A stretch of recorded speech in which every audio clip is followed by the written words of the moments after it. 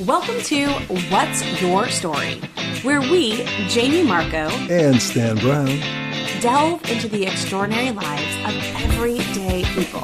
Listen in as we uncover the unique tales that shape who we are. One story at a time. Hey, let's get ready to explore today's story. Let's do it. Todd, you're so far away from me. How's this?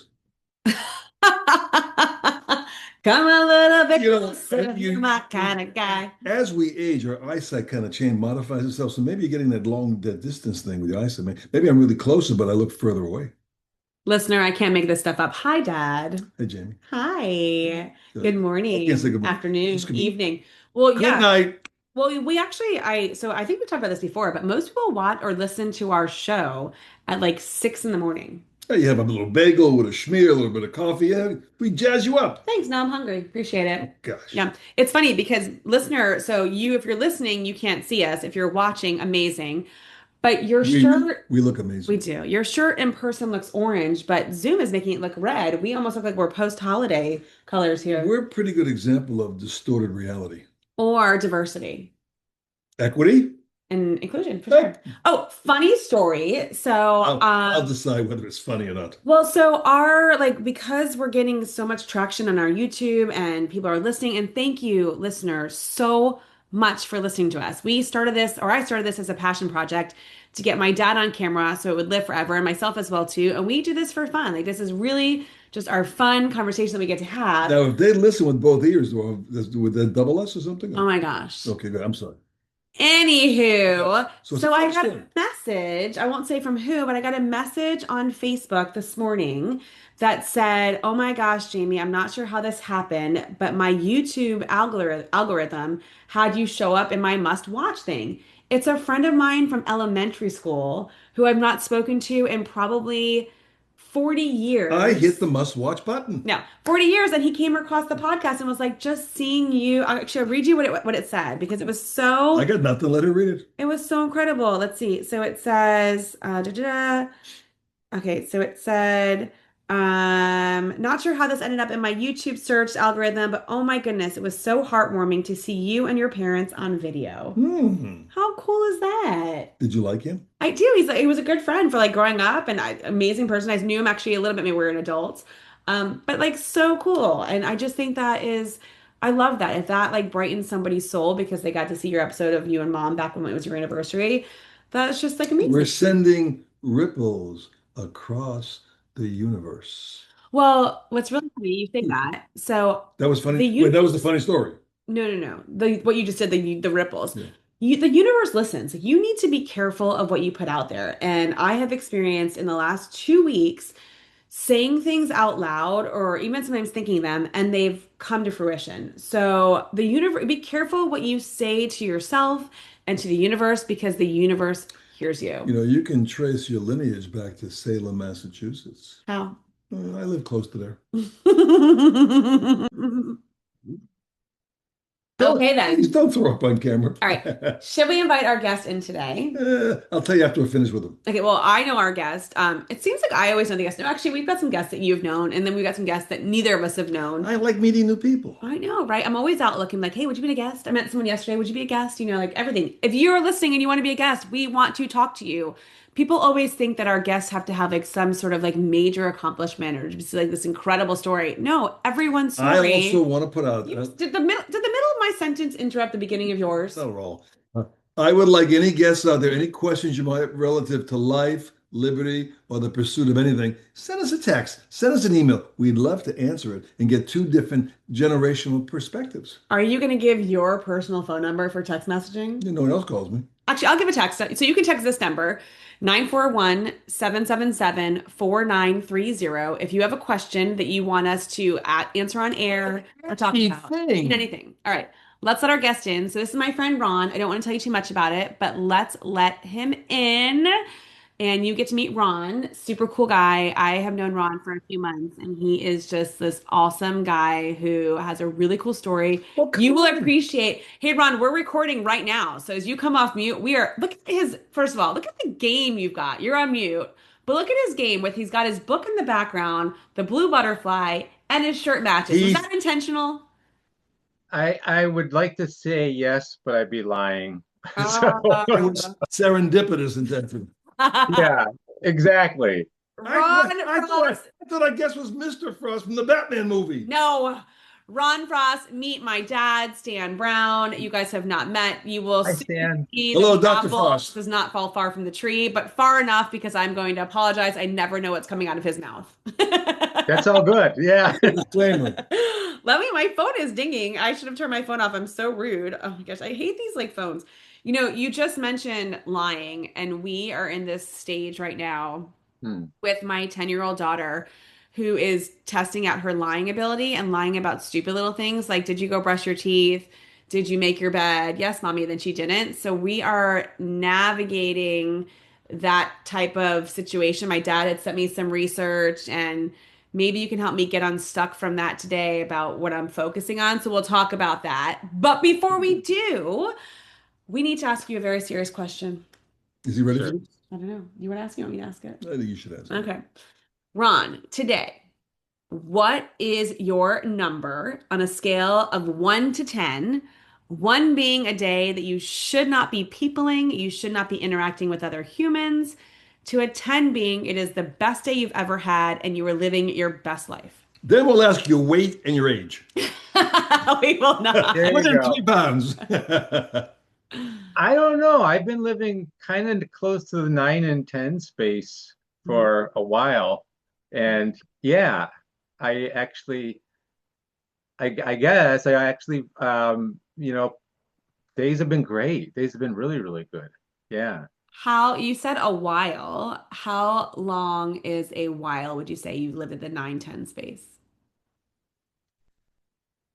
You know, the last few years, things have shifted for me in a way. And I would say I've eased up on having to be uh, too serious. Relaxation. That's the key. I told you that. It's like I forget who said it, but I have a serious problem. Well, yeah, the problem is I'm serious. So, um, yeah, I just feel that things just tend to go really well, and I'm been in more ease, and part of that is just things are flowing really well. What, Yeah. what what put you in that direction? It doesn't happen naturally. Either someone or something. Stan, good question. So life does sometimes refocus us. I would say my brother's passing a couple years ago maybe kind of made me step back and say, "Oh wow, what do I need to do with my life?" Because he was just a couple years older than me. Did he So have a, things like that did he have a, do happen. did he have a I'm similar sorry. temperament, or was he more of a fun guy? He Not was that you're not a fun. fun guy. Yeah.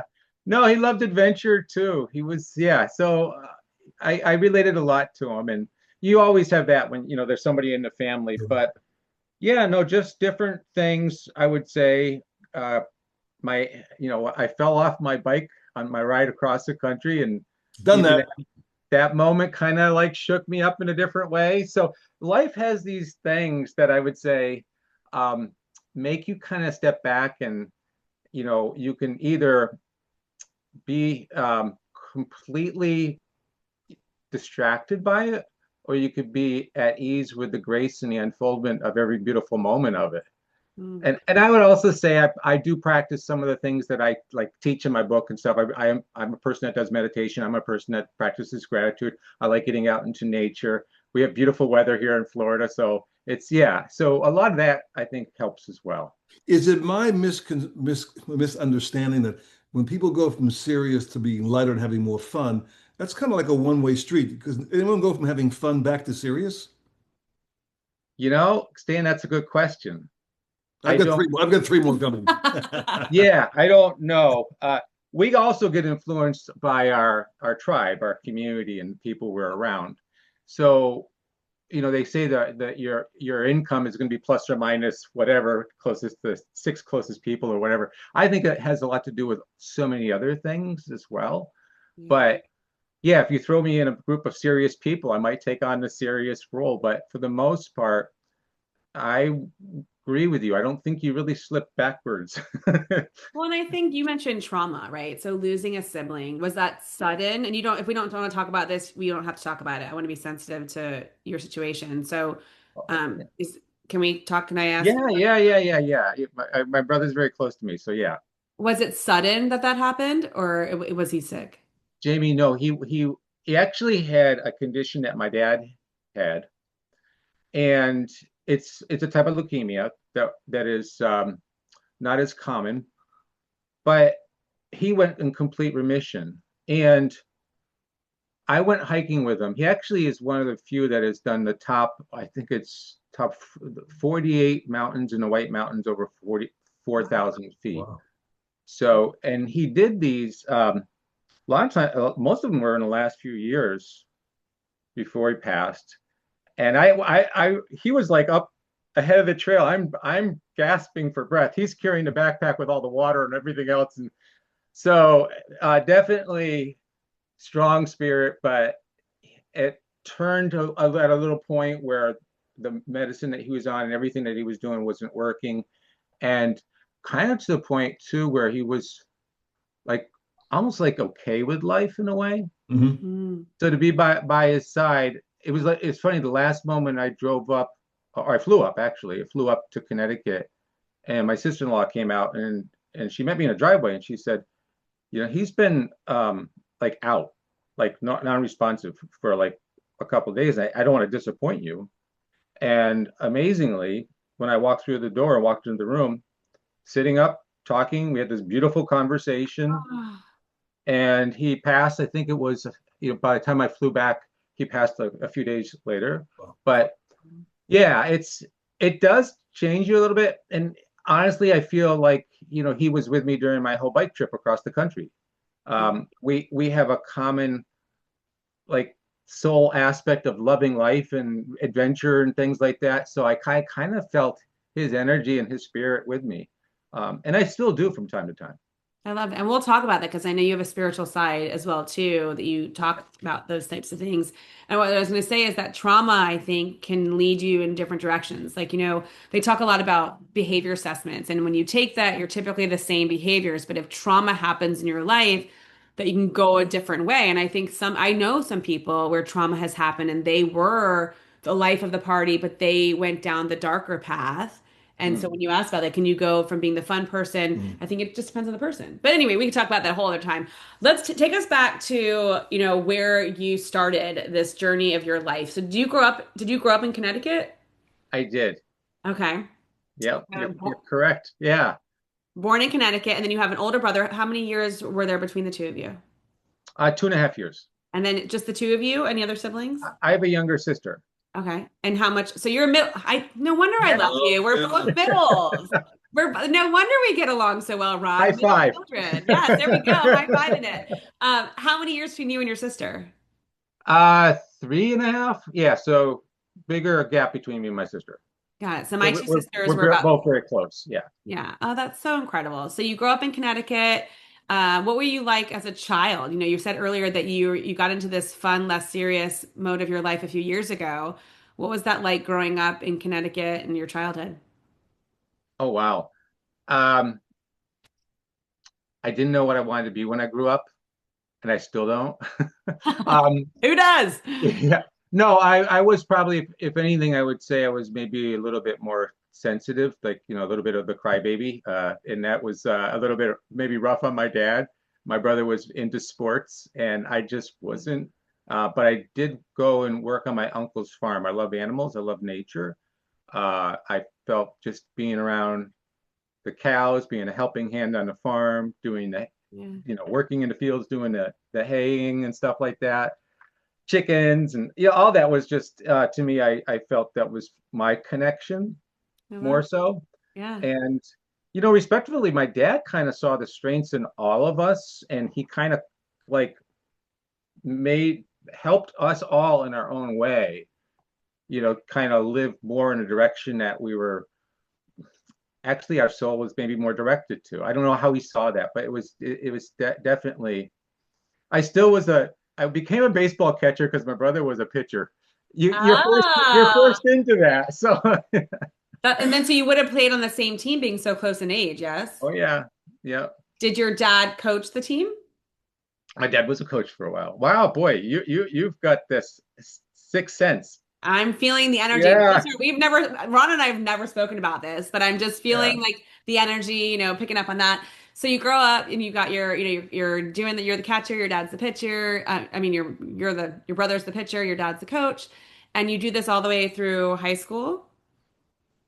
Yeah, well, I ended up not really like in high school, we were on split sessions because our population was too big for the school. And we have a vocational agricultural program. So I actually went into that. Oh, wow. I was in 4-H and then I was in FFA. And so I was in the what they call VOAG. And because of that, you were limited to teams, like if you wanted to do sports anyways. Oh. And it's funny, I think I went to try out for the soccer and the coach was like, "Are you sure you're Scott's brother?" So uncoordinated. Like, honestly, I was the perfect bench. Oh. I was the perfect bench warmer. So yeah. Everyone needs like a team mascot to cheer their mom, and I feel like you've always had that instinctively in you. So then, so the high school, you do more of the agricultural side and do all of that. And then did you end up going to school after high school as well too? Yeah, so I went to an upstate school in upstate New York, a SUNY school, and that school was kind of specializing in agricultural business. So they had so many different academics, but agricultural business was the area I went into. And then after that, I went to University of Connecticut, came back home, went to University of Connecticut.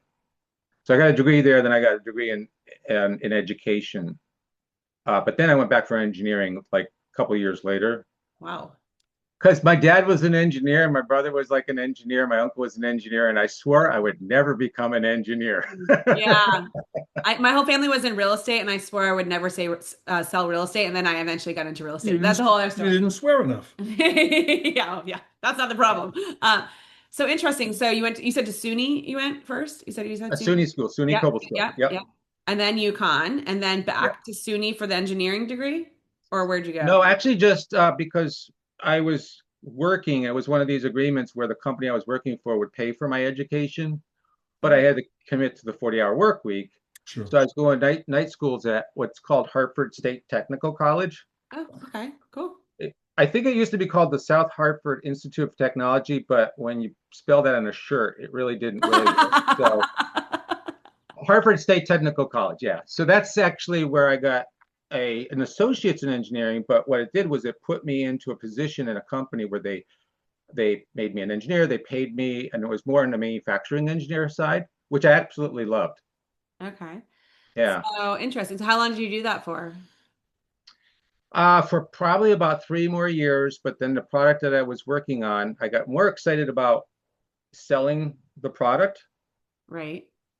And than the building it? engineering. Because after a while, I felt that the engineering was like really analytical. There was long, boring meetings. Everybody just kind of sat around and played cards for lunch and ate brown bag lunches, and it felt stale. And there was a world outside the window, and I was like, these other people that are coming and going and seem to be happier, what do they do? And they said they were in sales. So I went from there into sales, selling what I was engineering, Which was? and which was a computerized sign making machine by Gerber Scientific Products in Manchester, Connecticut.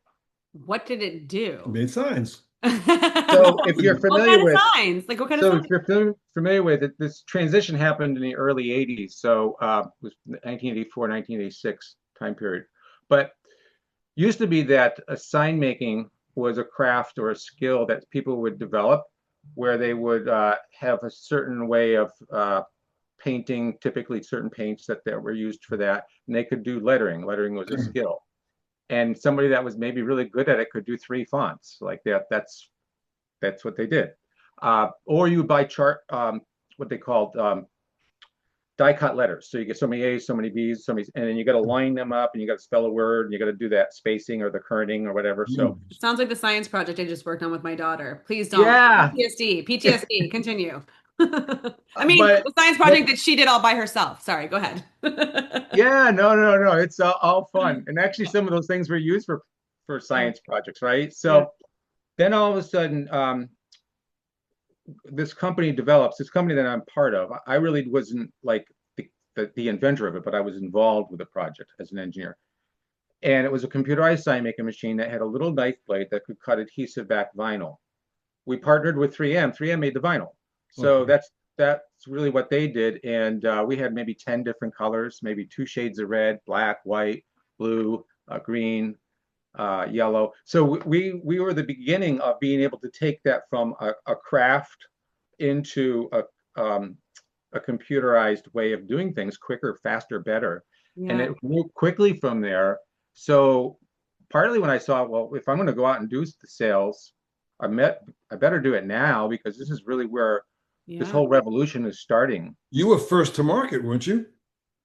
Gerber was, yeah, Yeah. Gerber. Since then, Stan, so much has changed in that world, and I think Gerber fell behind the eight ball a little bit for a while, and there was some stuff coming out of Japan and other manufacturers that were actually making what Gerber kind of started, maybe a little bit faster and better, and then it got into digital systems, color, and yeah, so much more.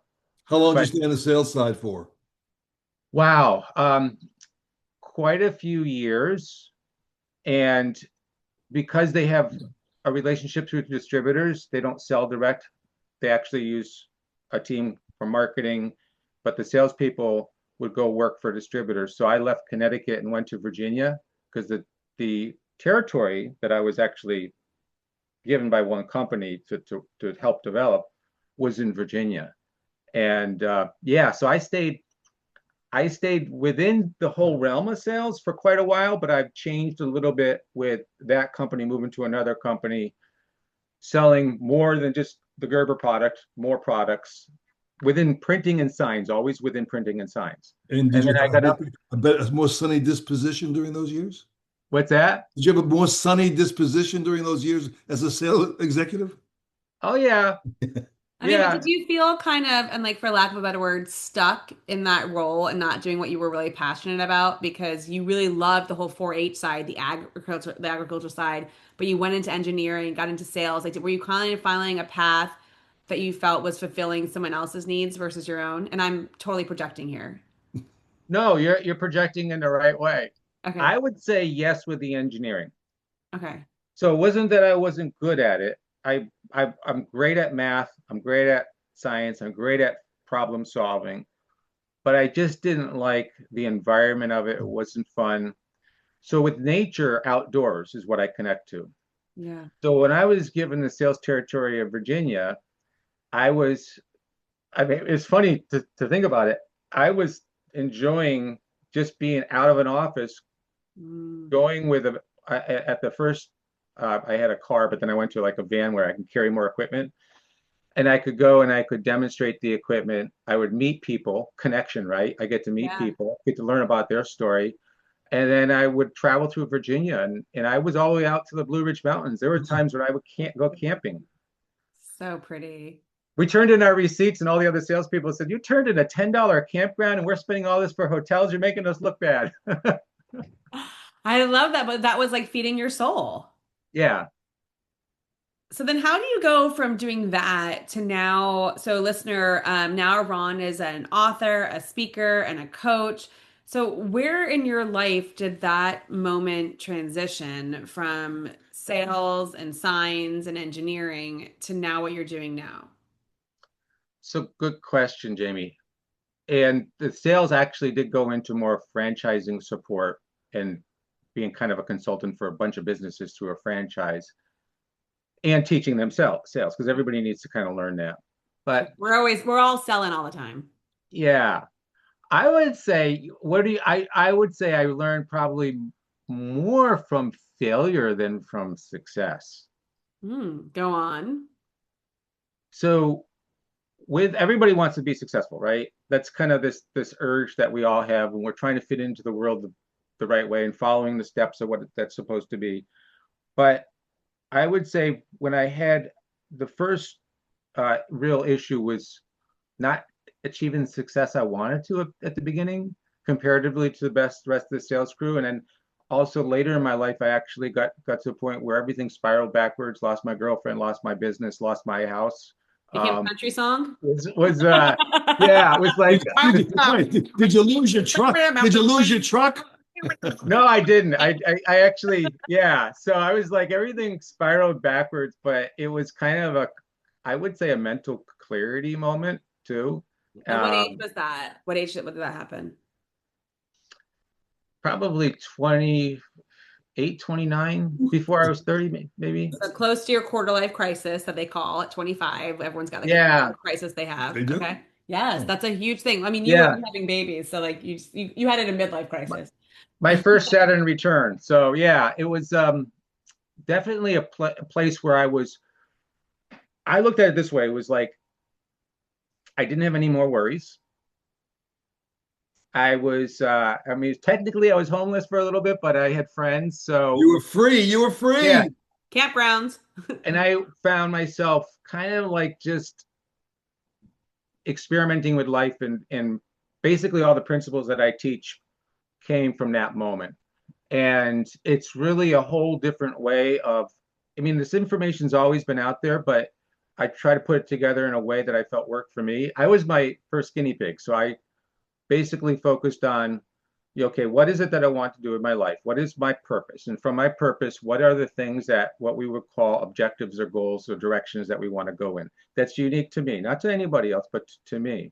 But And what so got you to even like that just came naturally? Like you just sat down one day and was like, enough's enough. Like I have to figure this out, or did someone in your life trigger that for you? I would say my friend Skip maybe was very helpful because I felt that he was very much like me. So he's very adventurous, and I know I would say the first book that like I got books from him that came from his dad. Like I would say, trying to remember, The Power of the Subconscious Mind by Joseph Murphy was one of the books. The Power of Positive Thinking, Norman Vincent Peale, Think and Grow Rich. Some of these books, Cybernetics, I think that was a really good book for me too. So I started looking at some of these things that I would say you don't learn in school,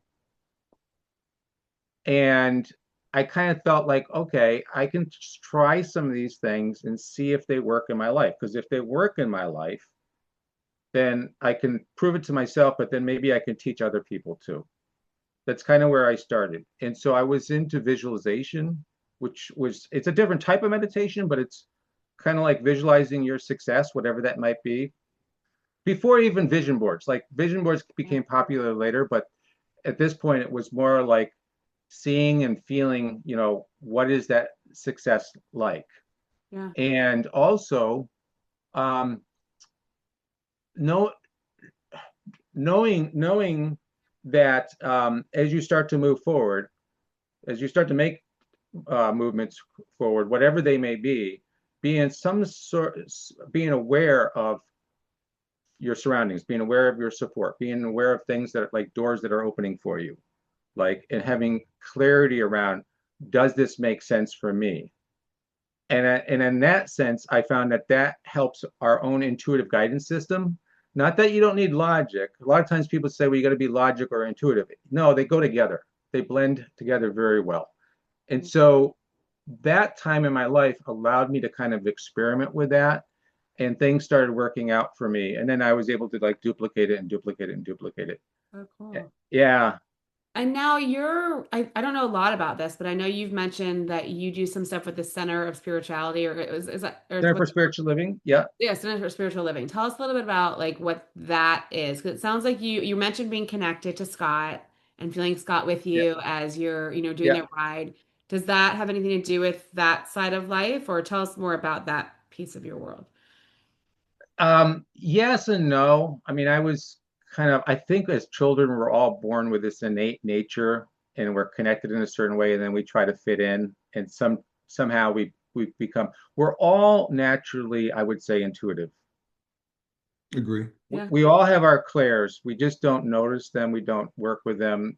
They're somewhat dormant because we've been conditioned out of them. But I would say the clairs, you got clairvoyance, clairsentience. A lot of people are clairsentient. You know, like What's that? when you go into the room and you feel like empath, a person that you hear the Oh, word that's me. empath, That's me. right? A Yep. lot of speakers are. You go into a room, you can feel the room, you can connect with the room. Or you also notice like when you go to this place and it's like, I get bad vibes here. You don't Yeah. know why, right? Yep. Totally. And then there's clairaudient, people that might hear something. Typically, they're hearing it in their own voice. There's claircognizant, which is a person that might be like, oh, a lot of musicians that write music, when a lyric comes, they're like, oh, I don't even know where that lyric comes, but it fits, right? Oh, Um, interesting.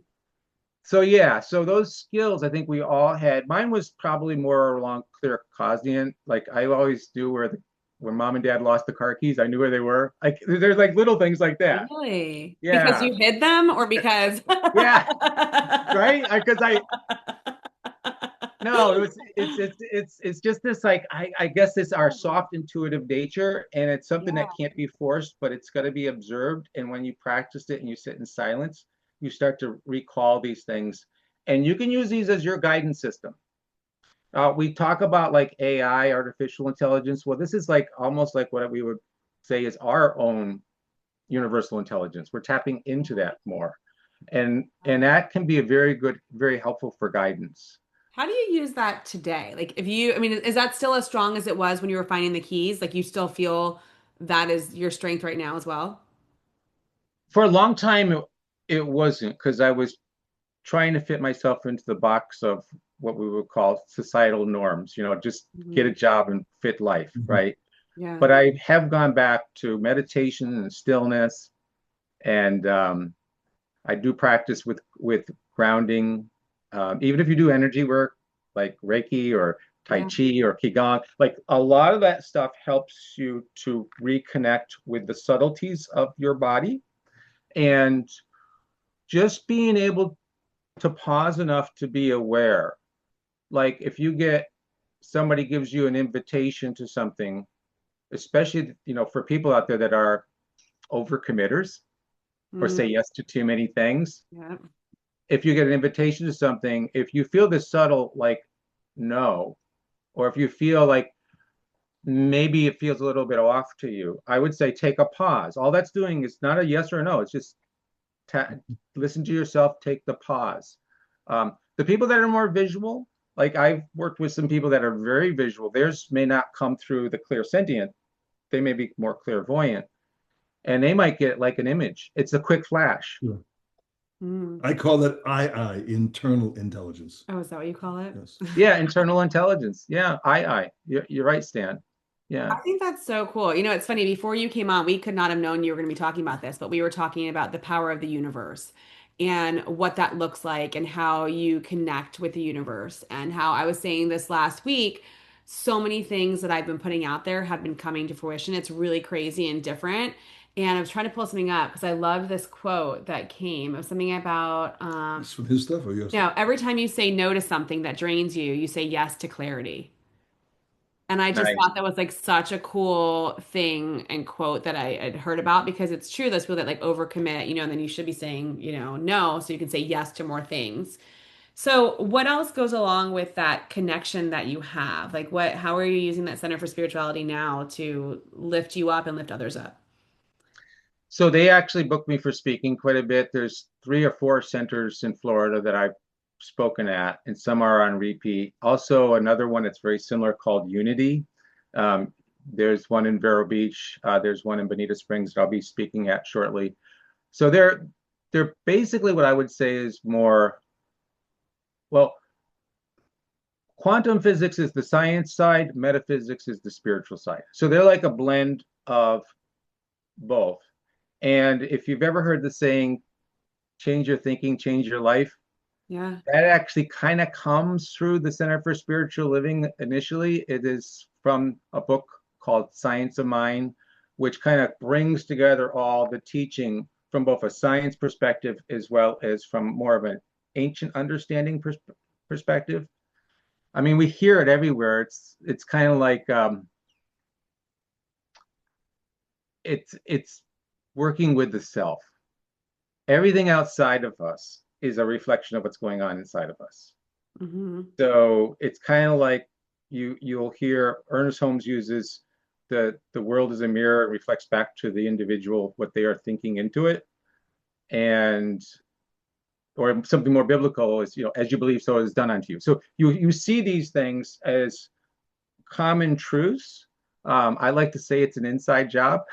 We're Yeah. always trying to fix everything else, right? Yeah. But fix the other person or whatever. But it's when we understand that we can attune ourselves to what we want, our life becomes a living miracle within that. So we start to create the world, the connection, the people, Sure. the areas of service that we want to be serving, Yeah. and we become again relaxed to knowing that, just knowing that is working for us.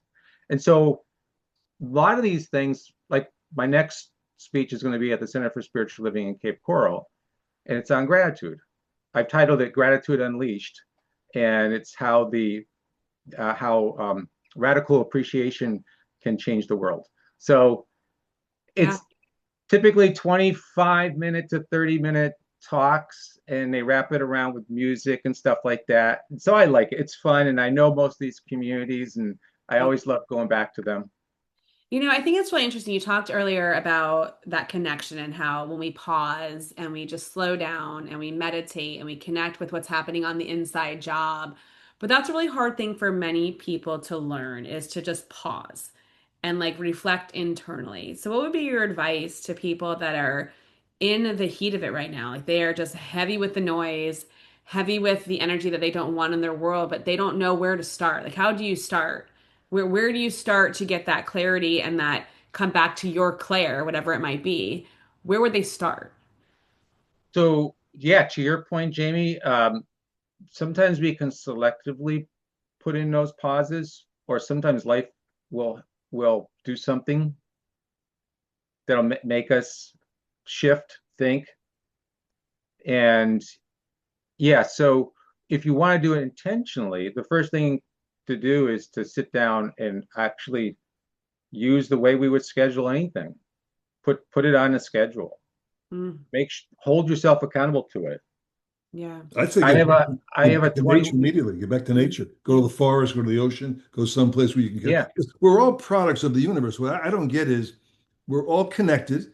We fight that connectivity. We don't even don't not only do we not embrace it, we don't even investigate it. So you really need pretty much a life guide, basically. The connection is there. Yeah. The living proof is we're right now what we're doing with each other. Yeah. I think we sometimes add so much into our lives that we get overwhelmed, right? And it's actually, in my personal opinion, is clarity comes from subtracting some things Yes. rather than adding more. But I'd love to, like I think that's really interesting that you said just like scheduling the time. Me personally, if it's not on my calendar, I'm not doing it. Ron, is part of the getting unstuck process developing a better sense of relaxation because everyone's under so much stress, self-imposed stress these days?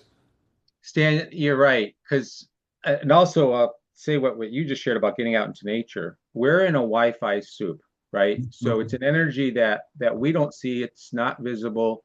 I recommend turning off your Wi-Fi router every night. So when you're sleeping, you're not in that. Only have it on when you're needing it. But the other things, such as our devices, we get distracted so often. So tune out of that by choice.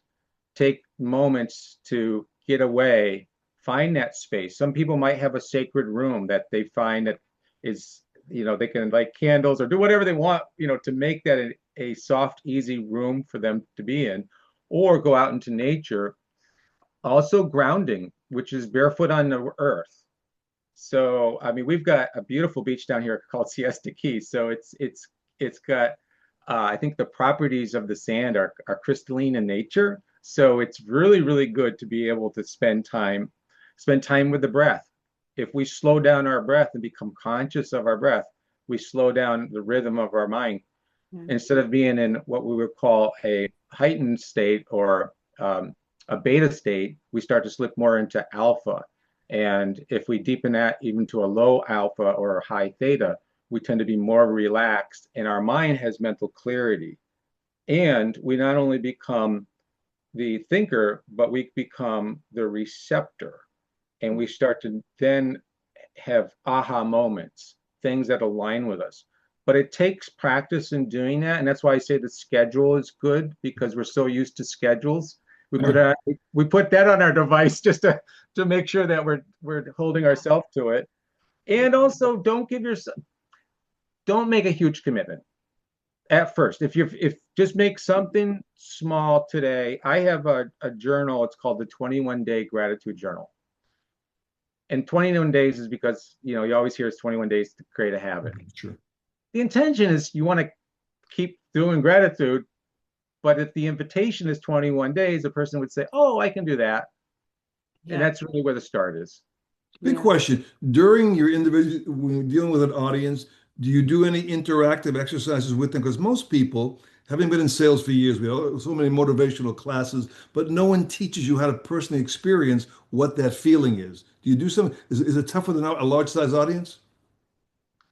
Yeah, so normally if I'm in the corporate world, I have a pre-call with them and I'll talk about some of the activities that I'd like to do. They may have called it a keynote, but when I mention what I like to bring in for like these interconnected activities where I partner They people, must embrace it. they're like, yeah, yeah, do it, Sure. do it. We want that. So, and then when I work within some of these centers that I go around to speak to too, they're very much into that. I used to lead guided meditation too, so they kind of know me from some of those. I don't really do that anymore, but if I was to include something in a moment into a topic, that's typically well accepted. It's And a it helps. shame we can't get you more involved in the schools because young people, if they get this information early on, I think they can better incorporate it into themselves and act upon it later. Because you're mostly talking to adults, I assume. Mostly, yes. Kids need this stuff. Yeah. Well, there's a whole other side of you that we haven't even talked about yet. There is? And there is. And I know a little bit about it, but you're a cyclist. Ron is a cyclist. So when did your love for cycling start? Well, back when I was going back and forth to the farm, I was riding my bike back and forth. Okay. I actually had a car, but I just enjoyed riding a bike. Well, and then you turned that love into quite a mission. Tell us about that and how you led to your first long ride. Yeah. So, Jamie, it started, I've always loved cycling. I just love the ease of, you being able to just kind of faster than walking. It's not as rough on your knees and legs as running, and it feels good. You're out in nature. And actually, I was on a cross country running team, and I really, again, that was in the school up in New York. I was again the bench warmer. It's They made running me though. It's an individual sport. I don't He understand. ran with a bench. Yeah. they made me captain of the cross country team. You know what that means? That means you're not good. Equipment manager. Water boy. Equipment So, manager. so I got into cycling and I started convincing my college roommate into that. And we rode Nova Scotia, I think was our first big one. And then we did Yellowstone together. Is that Skip? And Is the Skip?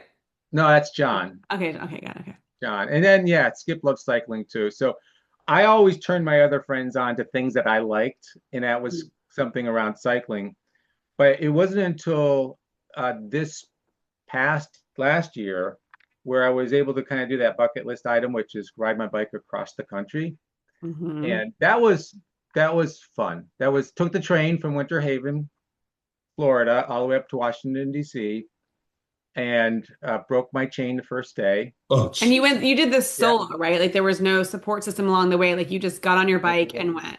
No support system. Suicidal. I mean, I what? did. Okay, so many I, questions.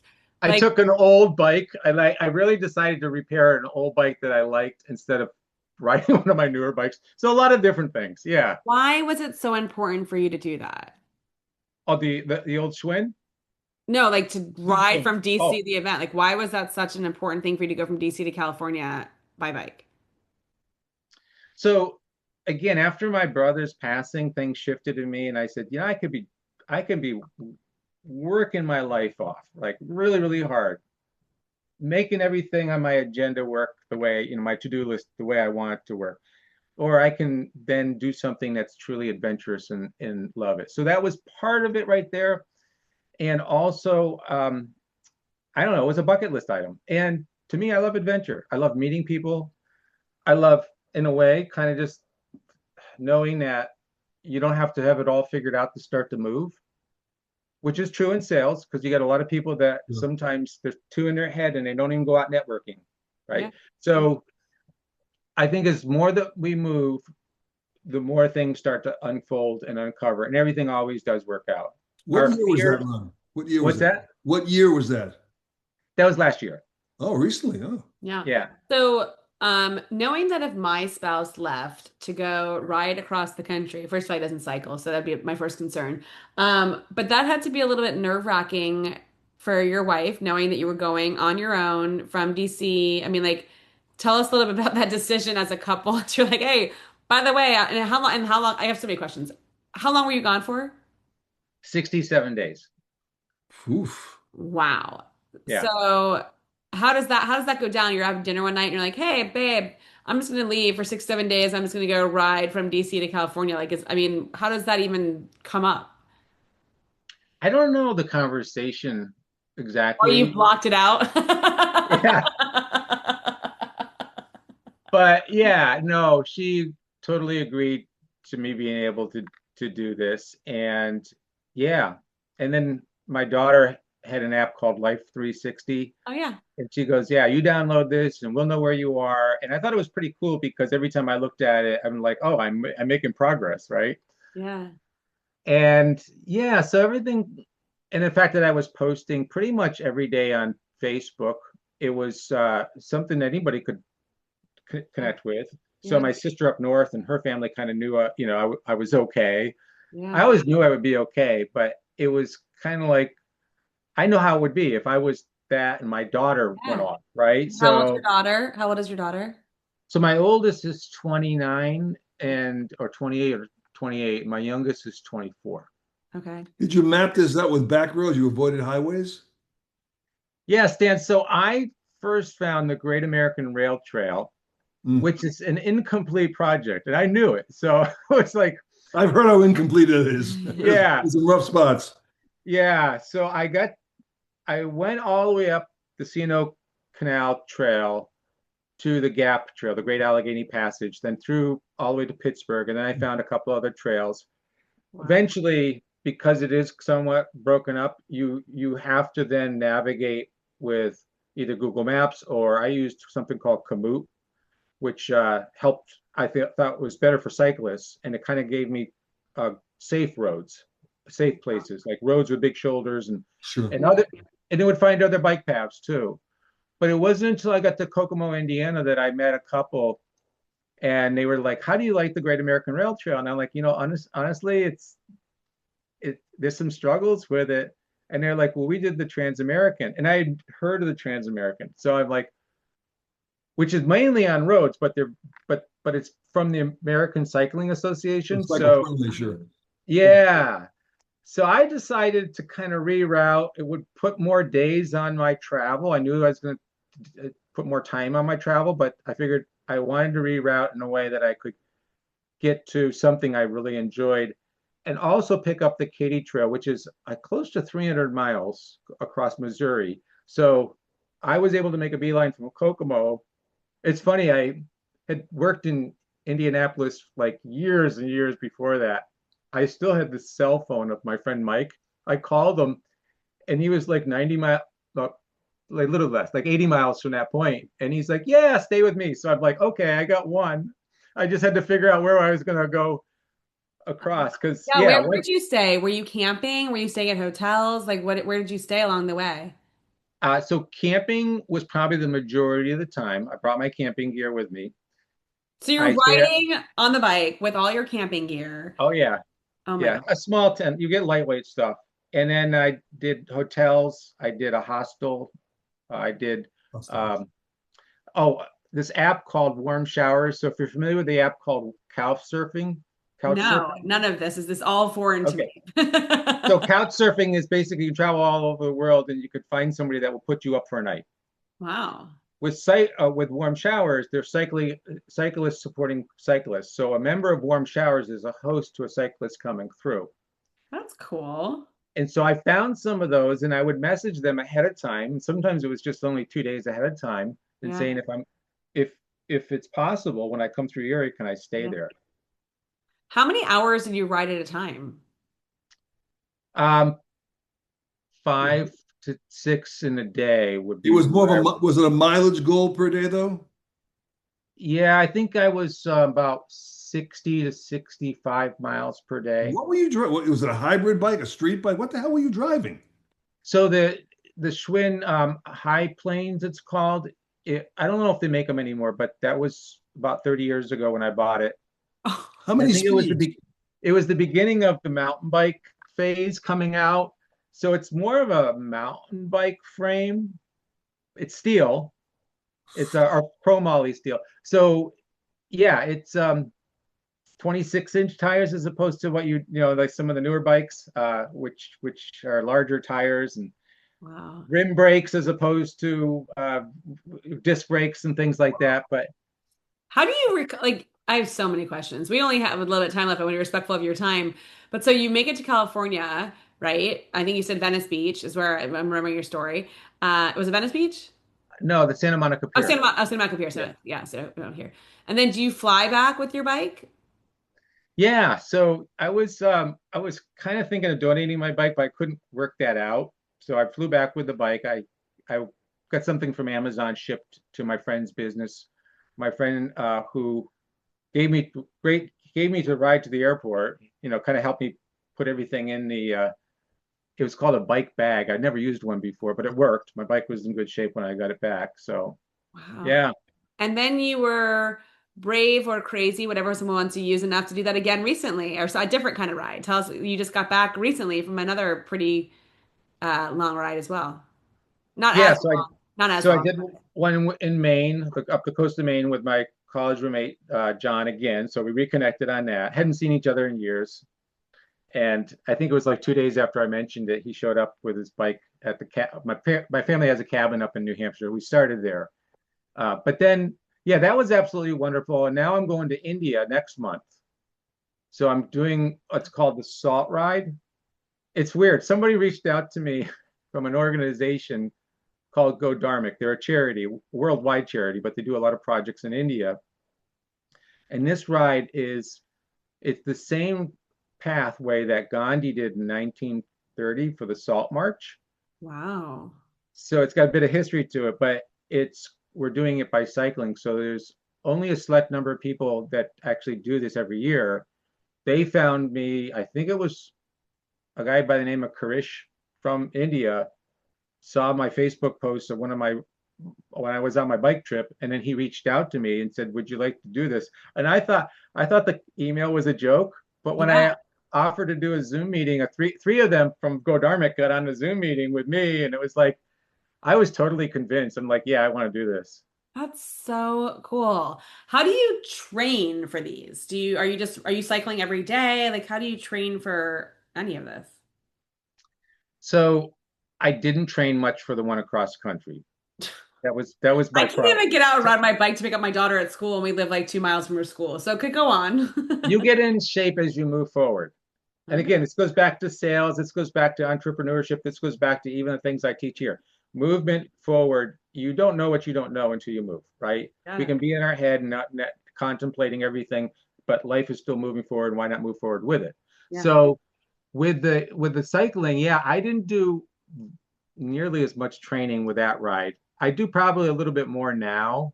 I use the Liberty Trail quite often. So I like to go from where I'm at to the train station in Venice Oh, and then it's back so pretty. That train like station 30 is so miles. pretty. Yeah. That's the What, Legacy Trail, right? Legacy what Trail. was your Yeah. weight before the trip Legacy. and your weight at the Santa Monica Pier? Yeah, that's a good one. So yeah, I didn't realize because I wasn't always looking in the mirror that I was starting.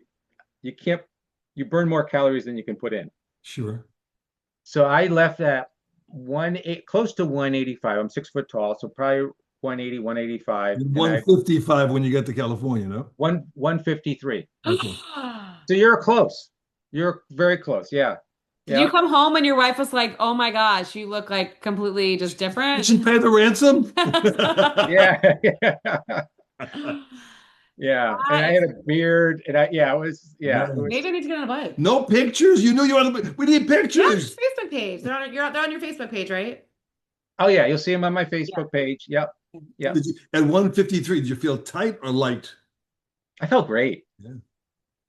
It's amazing. I mean, by the time that your episode airs, you will have already completed this ride in India.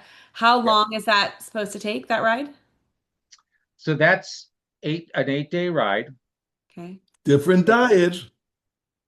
And but I got an invitation from somebody in London who's doing that ride, asked me to come a few days earlier to do another ride Oh, wow. through apparently wine country in India. I didn't know there was a wine country, but it's supposed to be a That's cool. pedal and sip, I guess. So I could do that. That I could do. yeah. That I could definitely do. That is so incredible. Wow. I mean, what an inspiration to your two daughters as well, too. Any thought they want to come along with you anytime on these rides? I'm always inviting them. Yep. And they're Are you flying a bike over to India too? in his bike bag. Stan, they actually providing both places, both the other one I got invited to and the one called the Salt Ride. They're providing bikes. We go to a bike shop, actually. They have good bikes. They have like specialized brands. They Mm. have like really, really nice bikes. So yeah, don't need to bring a bike. So Because my be- it's a very because ignorant the question. cows are so sacred. You have to watch out for cow droppings on the road. Oh. It's true. I'm gonna ask a completely ignorant question. So Holy cow. Yeah. when Whee! you get new running shoes, you have to wear them in to feel comfortable. When you buy a new car, you have to drive a certain speed limit to break the car in and Is this make sure going it's good. someplace? Yeah. Is this going someplace? So is that the same thing with the bike? Like you're gonna get to a bike shop, like is there a break-in process for riding a bike? There's a saddle. That's the biggest thing. So the saddle is what you need to be Sit on. accustomed to, the seat. And honestly, the adjustment of that, the adjustment of the bike, getting a bike frame that's close to your size, Yeah. all that matters because fatigue will set in and aches and pains will set in typically the first day. That you'll wake up and you'll realize, oh, okay, maybe my shoulders were tight because I was leaning too far over. The angle of the seat. So there's just so many things that do come into play. Yeah, You click in pedals or no? not for this trip, and I didn't do it across country either. I was contemplating that, and I kept thinking like, do I really want to bring an extra pair of sneakers? Sure. Yeah. Yeah, so I went with pedals. Do you have a riding suit with a built-in gel saddle, as I do? I have the gel. Yeah, I got the gel saddle for the one going across country. That I think it helps. And built into your clothing, you built like into your bib or something? Oh yeah, you can get, yep, the You bike can- shorts as well. Yeah. And my last question, and then we'll give you your time back in your day, but are you listening to music or are you just taking in nature's sound as you're riding? The whole trip going cross country, that was all nature. That was all being in the moment. I do sometimes on a legacy trail. Once I get up there, once I'm out of traffic and I'm on a trail, I have a playlist that I find on YouTube typically that's somewhat upbeat and it's fun and I love that. So I like that one Sia Unstoppable. Right? We like that Oh, one. I'm unstoppable. Yeah, things like that. It's fun. But no, I was in the moment so much that I really enjoyed just the nature sounds and being close to that and not listening to anything.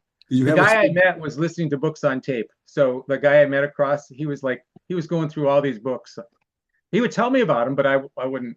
I'd Yeah. fall asleep if I was doing that. on the bike cross country? How many speeds on it?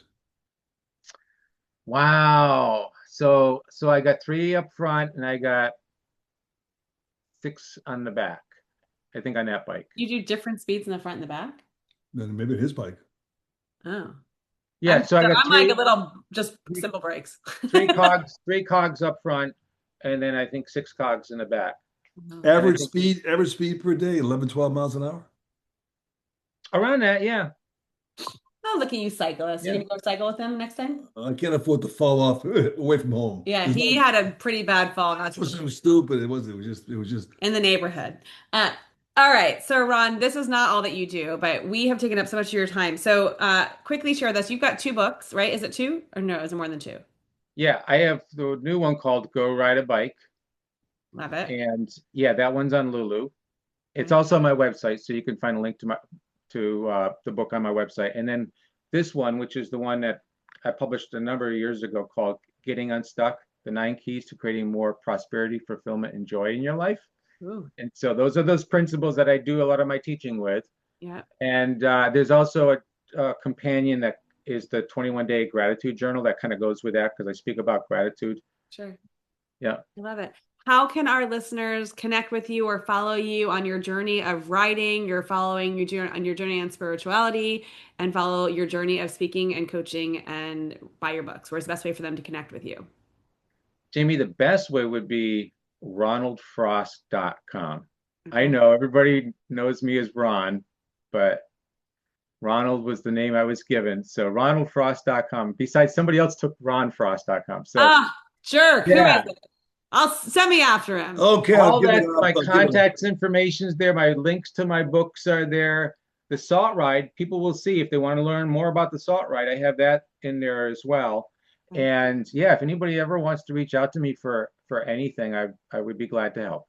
I love it. Thank you so much for being our guest today. Thank you for being in this world and giving the energy that you do every single day. I have had the privilege of getting to know you outside of this, and just grateful for us to be connected. And this was fun. I love this. It was nice meeting the original Mr. Frost. That's right. That's right. Stan, great meeting you. Pleasure. Jamie, thank you again. This Thanks, is Rob. We'll wonderful. talk soon. Well, I think we are talking actually soon. I gotta look at my calendar, but we'll talk soon. Okay. I All feel right. less stuck. Thank I you. feel less stuck. I know, right? Let's go ride a Yeah. bike. Let's go ride a bike. All Bye. right. Bye-bye Thank now. you. Bye. Bye. How fun, right? Man, where's he find the time for this? That's a backstory. I If I know. left for 67 days, my wife should be in a different house, probably a different state. No, you'd come home to a different house. I wouldn't even get back. I think he used an electric bike. I think, No, he did not. He's the real deal. man, it's You know, it's funny, Jose, talking about we started off talking about the power of the universe. I did not know he was going to go there, but I have to share with you. So, over the last maybe 2 weeks, we have had a tiny little bird that I've never seen before in my life showing up at the kitchen window. the bird feeder's gone though, The right? bird feeder's gone, no bird feeder, and it just sits in the window, and it's not all the time, but it's like just chirps, and it's like, let me in, or I need to talk to you. Hello. It's just like a little brown bird, and it is chirping like it is trying to tell me something. And it doesn't happen with my daughter. It happened with my husband a couple times, but every time I walk in that kitchen, like we'll go in the kitchen now, we'll see if it's there. But it's just like visiting me. I'm like, I need to find the Record the chirp and run oh, it through an AI system, like bird language. Huh? bird language. Remember when your sister had that ghost in the house saying, "Mama"? Yes. Ooh, we should try and get someone on the show. If you are a medium or a Oh, small to I'm an large, extra large. I knew that was going. If you're a medium or you have the clairvoyancy to connect with others outside of the realm that we're in now, we would love to have you as a guest. So let us know. Come on, that'd be incredible. And yeah, I just think that that was awesome. It's But just- send us a tangible message that we can read rather than one of those connecting things, you know? okay. Anyways, thanks, Dad. Till next time, kids. All right, peace. Peace out. Bye. Hey, thank you for tuning into today's What's Your Story podcast. To learn more or share your story, go to jamiemarco.com. That's www.jamiemarco.com. And we will see you next time.